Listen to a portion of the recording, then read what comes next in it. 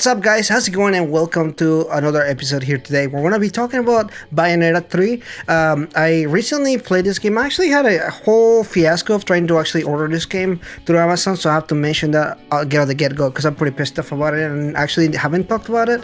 But I ordered the game and it didn't arrive on time, and it actually got delayed until like the 12th of November. And I was like, fuck it, I'm not going to wait until November the 12th. So I went and buy another copy of it. So finally I get to play it. I know it's a couple days late, but I still want to talk about it because I really enjoyed this game more than I thought I was going to.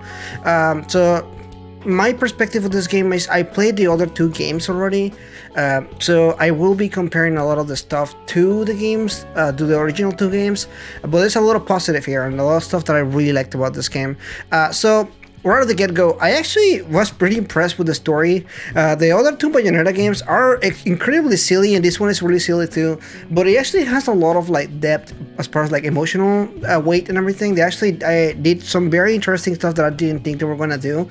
They actually handled the multiverse aspect of the game very well. I thought that it was gonna be maybe convoluted or like weird or something, but pretty normal in that end. I really like the way that they did the different universes that you get to be in. All of them are very different from each other, and it could have been easily like a copy paste from other worlds or something like that.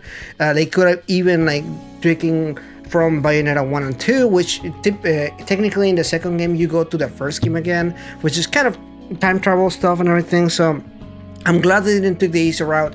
They actually didn't even like bother like bringing up like all the enemies from the other games, which it could have been an easy way out as well. So in that sense, I feel like they did a lot of effort into kind of bringing a new game that felt very fresh. The gameplay is definitely still there, and I love that the core of the gameplay is still very much Bayonetta 1 and 2 kind of combining the two sense.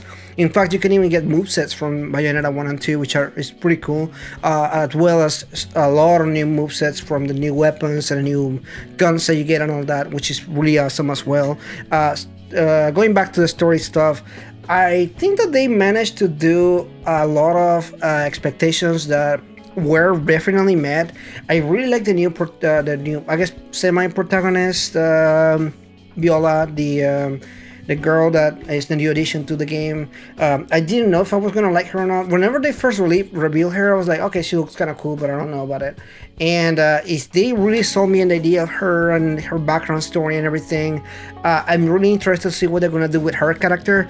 Very much reminded me of the whole situation with Nero from Devil May Cry and Devil May Cry 4 and how that happened and everything. So I'm very interested how they're gonna do with this other character that they added into the series and what she can bring to a table and everything. Yeah, I don't know. There's a lot of spoilers to talk about in this game because this game has incredibly amount of depth when it comes to actual lore of like Bayonetta, and like the rest of the other games connect to each other and everything. So I don't really want to go too much in depth, but I definitely liked everything that I saw story-wise. Thought they handled it pretty well. And on the other sense, the gameplay, which is I guess the cream of the crop when it comes to any of the games that come from this developer particularly, it's really good. Once again, they managed to reinvent the wheel when it comes to their own gameplay. Platinum games do really good things because every game feels like a step up from each other, except maybe Bayonetta 2 is not as good as Bayonetta 1 on the gameplay wise.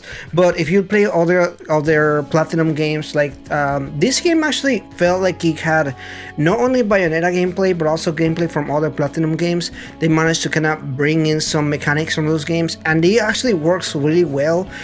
If any of you guys played Astral Chain, one of the other games, they basically took that mechanic of having that second character in your gameplay, and they added it so well into the summon system that they added here. Very impressive that they managed to do it without making it like feel like super weird or too gimmicky or anything like that. In fact, in a lot of sense, it adds a new depth of new mechanics that you can add to the gameplay that's already existing in the game. Very interesting. I managed to combine those two ideas because I feel like it could have easily sucked, but it didn't because it's Platinum and they know how to make that work very well. So very impressive there. Final thoughts as far as like performance and everything like that. Obviously this game is a Switch game, so it kind of looks like crap, unfortunately. Any of the games that you play on Switch don't really look super well. Very impressed that the game ran pretty well as far as like no stutters or because this is an action game, so the focus is not really the graphics but rather on the frame rate. And pleased to say, I played the game on console when it comes to like playing on the TV, and I played it handheld as well.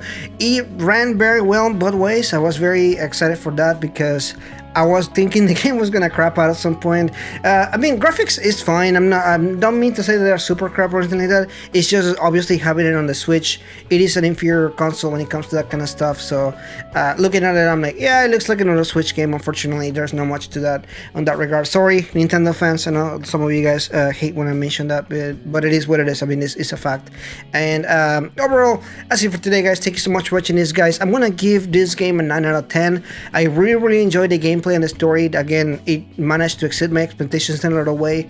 I'm really excited for Bayonetta 4. They kind of technically teased it in here at the very end. They do tell you it's going to be continuing the next generation. I don't know if that means the next generation console or is this like something else hinting to the story of Bayonetta. But that's it for today, guys. Thank you so much for watching. I'll see you guys in the next one. Bye bye.